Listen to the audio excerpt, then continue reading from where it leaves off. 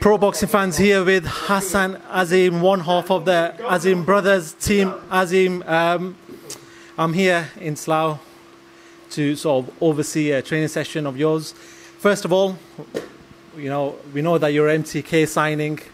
You signed a couple of months back. Just talk to me how that came about.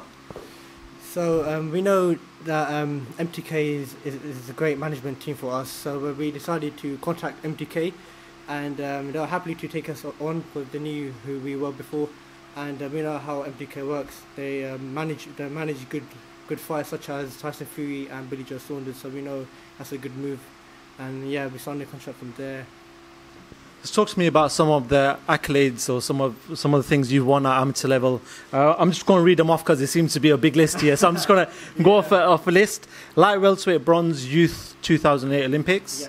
Yeah. Silver at European Championships. 6-time national champion. Is there anything else I need to add to that? Well, we don't really include the box cup, but I won 6 box cup titles. Okay, so just sneaking that into there, that's fine. Just talk to me about what's your favourite moments as amateur. When I became Youth Olympic bronze, because out of everyone at Great Britain, I got picked at my weight, which was 64 kg. Okay. And it was a great moment for me as I went to Youth Olympic Games representing my country, and that was the best moment by far. Winning the bronze medal as well at the Youth Olympic Games in Argentina. For somebody who doesn't watch the amateur game or doesn't follow the amateur scene, just describe to the fans what your style is. Are you a slick fighter? Are you a mover? Are you a come forward fighter? What sort of fighter are you?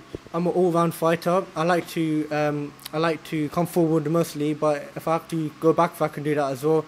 And yeah, so they call me Hitman for a reason, because when I hit a man, they ain't coming back up. Talk to me about your inspirations in boxing. Certain fighters I spoke to, I've talked about Mike Tyson being the ones that they used to look up to. Who's a fighter that you used to look up to?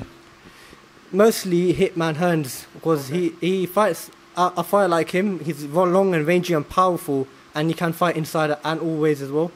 And I think the best fighter by far in the world would be Muhammad Ali. He's not just good in the ring, but also outside the ring. He's a good role model to everyone, and he's a brilliant man, and he left this world with a good legacy. For anyone that doesn't know what you'll be fighting out, what sort of weight you'll be fighting out, could you just let the fans know? Yep, light welterweight at 66.9 kg. And just talking about that weight, then you're looking at a big division. The sort of you're looking at even going down to featherweight. Featherweight's a big division, going all the way up to heavyweight nowadays. So even like every division seems to be packed. Light welterweight is a division that's known in the world by the stars, including people like Manny Pacquiao. You're looking at men like this. Yeah. How much of an inspiration is it that you're going to be fighting at such a weight, but you've got all this backing, all this amateur background? How much will that come into play when you turn professional? Having a lot of experience, it does play a good part in the pro games. With me, I won't fight anyone. I'm not afraid of anyone. I just give me a opponent in front of me, and I'll judge him. I'll see how they fight, and then I'll make a way to win it. I wanted to ask you about Amir Khan, somebody who went through the Olympic scene and sort of brought the British, especially the British Pakistani scene. Yeah. Got a lot more fighters, got a lot more British Pakistanis into the gym. Was he somebody that you guys, yourself and your brother, looked at when you were younger, when he was coming up as an inspiration? Yeah, he was a great inspiration, a role model to me and Adam as well. Because he went to the Olympics at 17 and won a silver medal. Yeah. And I don't see any other Pakistani that has done what Amir Khan done before in the past at such a young age as well. So he's brought us up as well with motivating us. And just going off his career as well, then he was a 2-weight world champion. He fought in Vegas, fought under the big lights. Is that the dream of yours, just fighting out in these big venues? Yeah, one day entering, one day in Wembley Stadium. It's a dream for me. Just want to move away from yourself. I want to talk a bit about boxing. Everyone loves a big American fight. And one that got announced last week was Danny Garcia versus Errol Spence Jr. Talk to me about that fight. It's a huge fight, especially for Errol Spence, who's coming back from a car crash. Yeah. Talk to me about that fight. Well, they're both really, really great fighters. For me, I do like Errol Spence. He's a great fighter. Yeah, you're saying about the car accident. Let's see if he's the same person, but I do like Errol Spence. He's a great fighter. And don't get me wrong, Garcia's a good fighter too. But Errol Spence for me. Let me put you on the spot. Everyone talks about Errol Spence and Terence Crawford. On the spot, who wins that fight? You see, Terence Crawford is also one of my favourite fighters too. Let's see what Errol Spence does in the next fight, and then we can decide from that. But I do like both of them. They're great fighters, both of them are. Hassan, I've seen you in scintillating form just with your trainer Kay, who's a bit of a character. Kay, get into the shot. Just to let people know, first time I've come to the gym, he's made me feel very welcome. But Kay, look, you've seen these guys from when they were young. You've seen what Hassan's done. You've seen what Adam's done. Just give me your little minutes worth on what you think, how far you think these two can go.